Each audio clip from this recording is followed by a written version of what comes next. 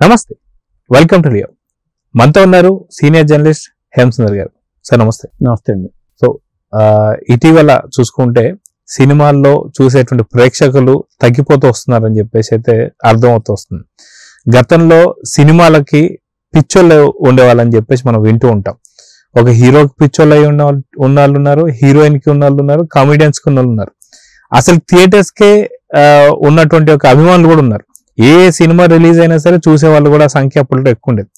రాను రాను లగ్జరీస్ గా మారే కొద్దీ థియేటర్లకు వెళ్ళేటువంటి ఒక జనాలు కూడా తగ్గుతున్నారని చెప్పేసి కొంత వార్తలు అయితే వస్తున్నాయి. దానికి ఏదైతే మొబైల్లోనే సినిమాలు రావడం కావచ్చు, లేదంటే మనకు ఈ నెట్ఫ్లిక్స్ కావచ్చు, ఇట్లాంటి ఏవైతే ఓటీటీ ప్లాట్ఫామ్స్ ఉన్నాయో వీటి వల్ల ఇంట్లలో చూడడం వల్ల అనుకోవచ్చా, లేదంటే మనకు థియేటర్లలోనే ఏదైనా సమస్య ఉందా అంటే ఏం చెప్తారు? ఇక్కడ ఈ అంశాన్ని చాలా అంశాలతో ముడిపడి ఉందండి ఇది. ఎందుకంటే మన జనాల మెంటాలిటీ ఎలా ఉందంటే, ఒక సామెత ఉంది, ఫ్రీగా వస్తే ఫినాయిల్ తాగేస్తారని. ఆ ఫ్రీగా వస్తే ఫినాయిల్ తాగే బ్యాచ్ కూడా కొంతమంది ఉన్నారు. మీరు ఇందాకే అన్నారు, డౌన్లోడ్ చేసుకుని సినిమా రిలీజ్ అవ్వగానే పైరసీ చేసుకుని వీళ్ళంతా ఫ్రీగా వస్తే ఫినాయిల్ తాగే బ్యాచ్. ఆ ఫినాయిల్ తాగే బ్యాచ్ వల్ల కూడా సినిమా లాస్ అవుతున్నాయి. ఒకటి థియేటర్కి వెళ్ళి చూడకపోవడానికి కారణం ఏంటంటే, అక్కడికి వెళితే మహా అయితే రేట్లు పెంచుతారు. ఒకటి ఈ పెంచే రేట్లు బెనిఫిషియల్ పేరుతో ఎక్కువ రేట్లు పెంచడం. ఒకటి ఎంతసేపు ఒక షో పడంగానే వచ్చేది కదా దానికోసం వెయిట్ చేద్దామని చెప్పేసి కొన్ని సైట్స్ ఉంటే దాంట్లో రెడీ కాసు కూర్చునే బ్యాచ్ అనమాట వీళ్ళు. అక్కడ కొంత ఎఫెక్ట్ పడుతుంది. తర్వాత నెల రోజుల్లోనే ఓటీటీలో వస్తుంది కదా అనేది అక్కడ కొంత ఎఫెక్ట్ పడుతుంది. ఇంకొకటి ఏంటంటే, స్టార్ హీరోల సినిమాలకే థియేటర్కి వెళ్దాం, మిగతా సినిమాలకు వద్దు, ప్యాన్ ఇండియా సినిమా అయితే వెళ్దాం అనేది. కానీ అన్ని ప్యాన్ ఇండియా సినిమాలు వస్తాయి, అందుకని అందరూ ప్యాన్ ఇండియా పోయి పరుగులు పెడుతున్నారు. అక్కడ వచ్చి ఒకవేళ ఫ్లాప్ అయింది అనుకోండి, కంగువలాగా చివరికి ఇబ్బంది పడాల్సి వస్తుంది ఫ్లాప్ అయితే. అది ఒక రిస్కే కూడా చెప్పాలంటే, ప్యాన్ ఇండియా సినిమా కూడా ఒక రిస్కే. ఇలా రకరకాల కారణాల వల్ల థియేటర్లు మీరు చెప్పండి, సంక్రాంతి జనవరి నుంచి 4 నెలల కాలంలో 4 సినిమాలే ఉన్నాయి హిట్ అయిన సినిమాలు.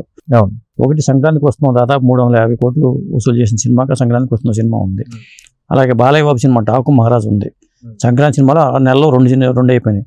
తర్వాత ఏమున్నాయండి, నాగ చైతన్య సినిమా తండేలు ఒకటి వచ్చిన, కోర్టు సినిమా ఒకటి చిన్న సినిమాగా వచ్చి పెద్ద హిట్ అయిన సినిమాగా కోర్టు సినిమా చెప్పాలి.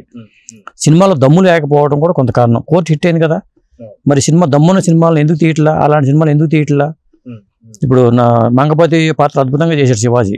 అలాగే 90s సినిమా ఉంది, ఈటీవీ విన్లో ఉంది, అతనిలో మంచి నటుడు ఉన్నాడు. ఇలాంటి మంచి నటులు ఉన్నప్పుడు మంచి సినిమాలు చేసుకుంటూ వెళ్ళిపోతే థియేటర్కి వెళ్తారుగా, స్టార్ హీరో సినిమా అవసరం లేదుగా.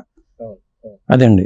అయితే మనం మీరు ఇందాక అన్నట్టుగా ఖచ్చితంగా ప్రేక్షకులు తప్ప, లేదా సినిమా డైరెక్షన్ చేసే వాళ్ళ, లేదా సినిమాలు తీసే వాళ్ళతో తప్ప అంటే ఇద్దరు ప్రకారంగా కనిపిస్తుంది. ఒకటి ఏంటంటే, ప్రేక్షకులు కూడా స్టార్ హీరోల సినిమాలు అయితేనే చూడాలి అని అనుకొని కొంతమంది కాచు కూర్చోవడం కావచ్చు, లేదా ఎలానో ఏమంటారు మీరు అన్నట్టుగా కొన్ని సైట్లలో సినిమా వచ్చేస్తుందని చెప్పి అనుకునే వాళ్ళు కొంతమంది, లేదా ఖచ్చితంగా ఇంకొక నెలలో మనకి ఎట్లా ఓటీటీలో వస్తుందని చెప్పి కొంతమంది.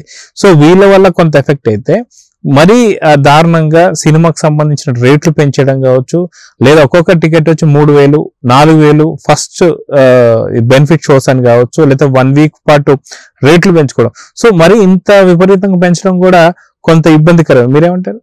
ఖచ్చితంగా ఇప్పుడు మీరు రేట్లు పెంచడం అనే విషయం వచ్చేసరికి, మరి హీరో 300 కోట్ల రూపాయలు తీసుకుంటే మరి నిర్మాత డబ్బులు రావాలంటే పెంచాలి కదా అనేది నిర్మాత వాదన. ఒక హీరో అంటే ఎవరు ఇవ్వమన్నారు, అంత రెమ్యునరేషన్ ఎవరు ఇవ్వమన్నారు, అంత ఎగబడి తీయాల్సిన అవసరం ఏంటి అని కూడా ఆలోచించుకోవాలి కదా. తర్వాత నీ పరిస్థితి ఏంటి, సినిమా ఆడకపోతే నీ పరిస్థితి ఏంటి, ఇది నిర్మాతలో ఈ ఆలోచన రావాలి.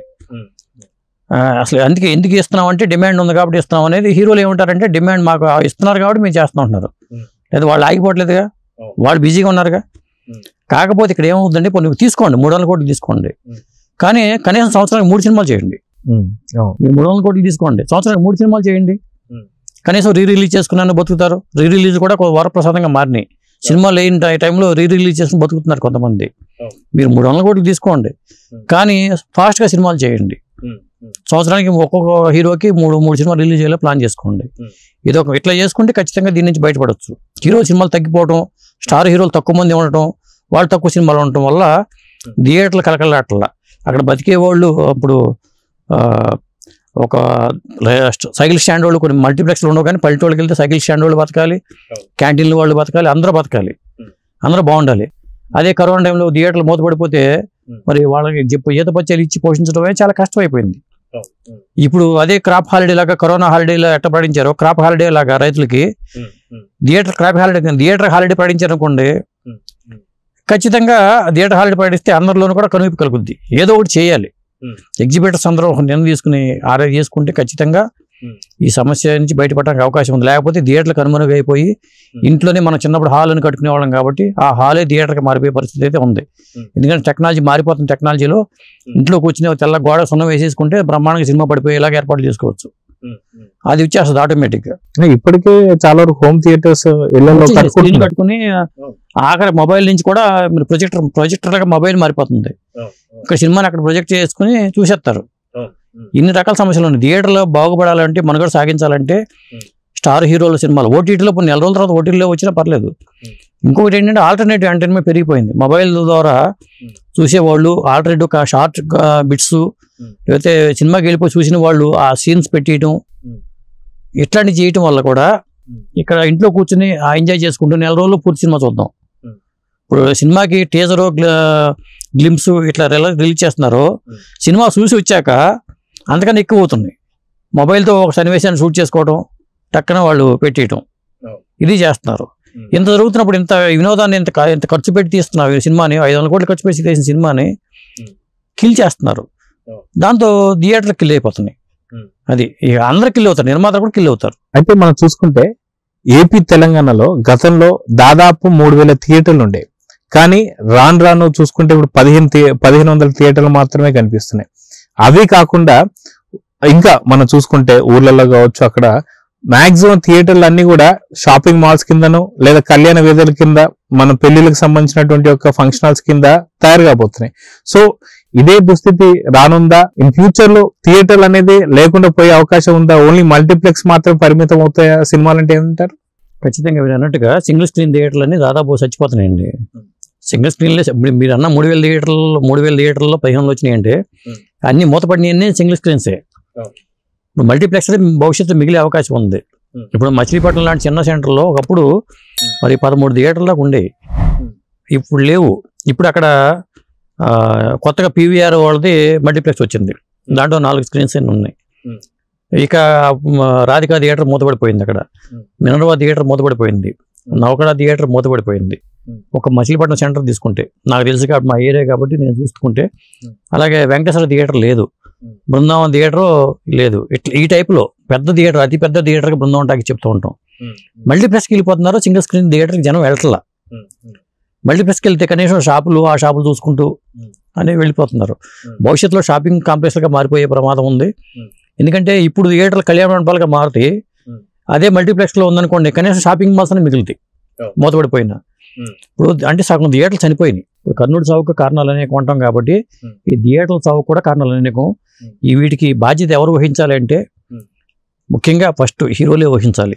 ఎందుకంటే వాళ్ళ హీరోలకి అందమైన భవంతులు ఉన్నాయన్నా, అందమైన కార్లు ఉన్నాయన్నా ప్రేక్షకుల డబ్బులే. కాబట్టి మనం ప్రేక్షకులు నిందించాల్సిన పని లేదు. ప్రేక్షకులు థియేటర్కి వెళ్తున్నారు, సరైన సినిమాలు వస్తాయి. డైరెక్టర్లు కూడా క్రియేటివ్ బ్రెయిన్తో క్రియేటివిటీ ఉన్న సినిమాలు చేసుకుంటే బాగుంటుంది. మరి చిన్న హీరోల సినిమాలని ఆదరించాల్సిన అవసరం కూడా ఉంది. ఎందుకంటే పెద్ద హీరోల సినిమాలు తక్కువ చేస్తున్నారు కాబట్టి చిన్న హీరోల సినిమాలను జనం ఆదరించాల్సిన పరిస్థితి ఉంది. చిన్న హీరోల సినిమాలు జనం ఆదరిస్తున్నారంటే కోర్ట్ లాంటి సినిమాలు, 90s శివాజీ పోషించిన 90s ఈటీవీ విల్లో ఉన్న సినిమా, ఇలాంటి కొన్ని సినిమా సామాజిక ఎవరు గమనాన్ని ఆ మధ్యన వచ్చింది. ఇట్లా రకరకాల కొన్ని సినిమాలని, లవ్ టుడే అనే సినిమా వచ్చింది కాన్సెప్ట్. ఈ మధ్య రిటర్న్ ఆఫ్ ది డ్రాగన్ అనే సినిమా చిన్న సినిమానే కదా, కొత్త హీరోనే కదా, జనం చూసారా లేదా? అంటే ఇక్కడ అందరి మీద బాధ్యతలు ఉన్నాయి. డైరెక్టర్ల మీద బాధ్యత ఉంది, నిర్మాతలు కూడా. నిర్మాతలు నష్టపోతుంది ఎక్కువ ఎవరంటే నిర్మాతలు నష్టపోతున్నారు. నష్టపోయేది నిర్మాతలు. ఇక్కడ ఏంటంటే డిస్ట్రిబ్యూటర్ల వ్యవస్థ కూడా చాలా ఇబ్బందికరంగానే ఉంది. ఇప్పుడు దీంట్లో 24 క్రాఫ్ట్స్లో ఎగ్జిబిటర్స్లో డిస్ట్రిబ్యూటర్లు నిర్మాతలు హీరోలు వీళ్ళందరూ ఉన్నారు కదా. సేఫ్ జోన్లో ఉన్నవాడు ఎవరంటే హీరోలే చెప్పాలి. ఇక్కడ ఇంకో నెక్స్ట్ వచ్చేవాళ్ళు టెక్నీషియన్స్ సేఫ్ జోన్లో ఉన్నారండి. ఏ టెక్నీషియన్ అయినా సేఫ్ జోన్లో ఉన్నాడు. డైరెక్టర్లు కూడా నిర్మాతలుగా మారటం వల్ల వాళ్ళు రిస్క్లో పడుతున్నారు. పూరి జగన్నాథ్ లాంటి వాళ్ళు ఉదాహరణగా తీసుకోవచ్చు. వాళ్ళు నిర్మాతలుగా మారి చేతులు కాల్చుకుంటున్నారు. ఆ నిర్మాతలుగా మారటం వల్ల క్రియేటివిటీ చచ్చిపోతుంది. కాబట్టి డైరెక్టర్ జాబ్ చేసుకుంటూ ఉండాలి. కానీ మరి నిర్మాతగా మారి, నిర్మాతగా ఉండి, స్టూడియో అధినేతగా ఉండి, డైరెక్టర్గా ఉండి, నటుడిగా 4 పాత్రలు చేసిన ఎన్టీ రామారావు గారు సక్సెస్ అయ్యారు. అప్పట్లో ఎక్కువ సినిమాలు తీశారు ఎక్కువ సినిమాలు చేశారు, ఒక సినిమా ఎక్కువ సినిమాలు చేశారు. అవును, ఆ విధంగా చూసుకుంటే ఒక విధంగా మరి ఎవరున్నారు, కృష్ణ గారు ఉన్నారు. అట్లా చేసుకుంటే కృష్ణ గారు కూడా అంతే కదా, స్టూడియో అధినేత గారు ఎక్కువ సినిమాలు చేసుకుంటూ ఇలా చేసేవాడు. నాగేశ్వరరావు గారు అంటే స్టూడియో అధినేత గాను, కానీ ఆయన డైరెక్షన్ దాంట్లో ఏలు పెట్టకుండా అంతవరకు ఉన్నారు ఆయన. కానీ కృష్ణ గారు డేర్ చేశారు, ఎన్టీ రామారావు గారు లాగా డేరింగ్ స్టెప్తో వెళ్ళిన వ్యక్తిగా కృష్ణ గారు చెప్పాలి. అప్పుడు థియేటర్లో ఇంత కలకలాడిని అంటే ఇలాంటి హీరోలే. పండగ వాతావరణం ఉండేది, సినిమా రిలీజ్ అయిందంటే ఒక పండగ వాతావరణం ఉండేది. ఇవాళ దండగ మారే వ్యవహారంగా మారింది. అదే మీరు అన్నట్టుగా ఏదైతే మల్టీప్లెక్స్లుగా మారిపోయినటువంటి ఒక కొన్ని థియేటర్స్ ఎవరైతే ఉన్నారో ఇక్కడ కూడా ఒక సమస్య ఉంది. ఏంటి అంటే ఫ్రీ పార్కింగ్ లేదు, ఫస్ట్ పాయింట్. రెండోది వచ్చేసి ఏదైతే స్నాక్స్ తీసుకునే దగ్గర పాప్కార్న్ దాదాపు 400 నుంచి 500 పై చిలుకు. అంటే ఒక షో చూసి రావాలి అంటే దాదాపు ఒక తలపై 1000 రూపాయలు ఖర్చు అవుతుంది అన్నప్పుడు ఖచ్చితంగా ఆలోచిస్తాడు. నేను కూడా అంతేగా, నేను ఫ్రీగా నేను సినిమాలు డబ్బులు పెట్టి చూస్తా, ఫ్రీగా వెళ్ళే సినిమాలు కూడా నేను ప్రివ్యూలకి తక్కువ వెళ్తా.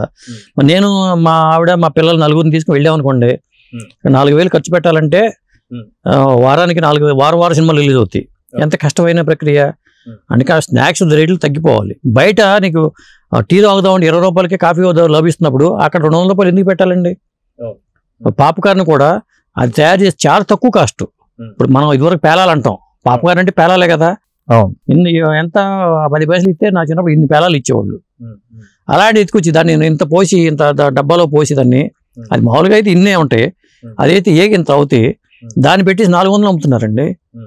50 రూపాయలకి పెట్టవచ్చు కదా, 60 రూపాయలకి ఇవ్వచ్చు కదా, ఎవరు. ఇట్లాంటి సమస్యలు కూడా ఉన్నాయి. అంటే బాగుపడిపోదాం, తొందరగా బాగుపడదాం అనే ఒక ఆలోచన వల్ల కూడా కొంత థియేటర్లు మనుగడ మీద థియేటర్లు చచ్చిపోవడానికి కారణం. నేను చెప్పాక కర్నూలు సావుకు కారణాలు అనేక ఉన్నట్టుగానే థియేటర్లు చచ్చిపోతున్నాయి అంటే కారణం ఏంటంటే ఇలాంటి రకరకాల కారణాలు అయితే ఉన్నాయి. సో తొందరలోనే ఏదైతే 2 రాష్ట్రాలకు సంబంధించినటువంటి ఒక ప్రభుత్వాలు దీనిపైన చర్యలు తీసుకోవాలని, ఖచ్చితంగా ఎవరైతే సినిమాకు సంబంధించి ప్రొడ్యూసర్లు కావచ్చు, డైరెక్టర్లు కావచ్చు, మంచి సినిమాలు ఇస్తే ఖచ్చితంగా ఆదరించేటువంటి ప్రేక్షకులు మన దగ్గర ఉన్నారు కాబట్టి మంచి సినిమాలు రావాలని, మీరన్నట్టుగా పెద్ద హీరోలు కూడా ఎక్కువ సినిమాలు చేయాలని చెప్పి అయితే కోరుకుందాం. నమస్తే.